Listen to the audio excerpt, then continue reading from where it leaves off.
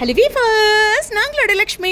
நீங்கள் பார்த்துருக்கிறது 0 லக்ஷ்மி. மீண்டும் மீண்டும் இன்னைக்கு ஹாப்பியான நியூஸ்ங்க. எஸ், குமுதமுடைய ஸ்நேகிதி இதில் அட்டை படத்தில் நம்மளுடைய லக்ஷ்மி பிரியாவோட பிக் அதை பார்த்துட்டு அவங்களே அவ்வளோ ஹாப்பி அப்படிங்கும்போது அவங்களுக்கே தெரியாமல் தான் இந்த பிக் எடுத்திருக்காங்க அப்படிங்கிற ஒரு விஷயம் தான். இது ஜென்ரலாகவே அவங்க இன்ஸ்டாவில் போட்ட பிக் தான், அதனால் அவங்க பர்மிஷன் கேட்கணுங்கிறது கிடையாது தான்.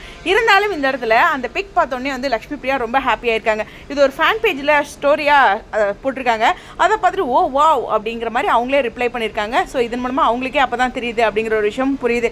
ஸோ ரொம்ப ஹாப்பியாக அதை ரீஷேர் பண்ணிவிட்டு அவங்களும் இந்த அப்டேட்டை கொடுத்துருந்தாங்க. ஸோ இதன் மூலமாக ஸ்நேகிதியோட அட்டை படத்தில் நம்மளுடைய லக்ஷ்மி பிரியா ஒவ்வொரு செலிபிரிட்டிஸ்க்குமே இந்த மாதிரி அடுத்தடுத்த ஜேர்னி அவங்களோட பிக் வந்து அட்டைப்படத்தில் வருது அப்படிங்கிறதுலாம் ரொம்ப ரொம்ப ஸ்பெஷல். எனக்கு தெரிஞ்சு பிரியா பவானி சங்கருக்கு அது மாதிரி தான் வந்த டைமில் நான் ரொம்ப கிராண்டாக வந்து எல்லாருமே அப்போ பிபிஎஸ் வந்து ரொம்ப ஃபேமஸாக இருந்தாங்க சின்ன திரையில். ஸோ அப்போ வந்து ரொம்ப கொண்டாடிட்டு இருந்தாங்க அவங்களோட ரசிகர்கள் அப்படின்ட்டு. அதே விஷயத்த மீண்டும் லக்ஷ்மி பிரியாவுக்கு பார்க்கும்போது அதனோட வேல்யூவும் தெரியும்.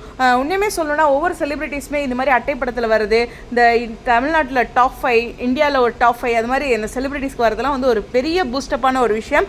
அந்த ஒரு சந்தோஷத்தை இங்கே விகா ஃபேன்ஸ் அனுபவிச்சுட்டு இருக்காங்க அப்படிங்கிறதா மீண்டும் வாழ்த்துக்கள் சொல்லி இந்த வீடியோ வந்து விடைபெறேன். ஸ்டேடியம் 0 லக்ஷ்மி.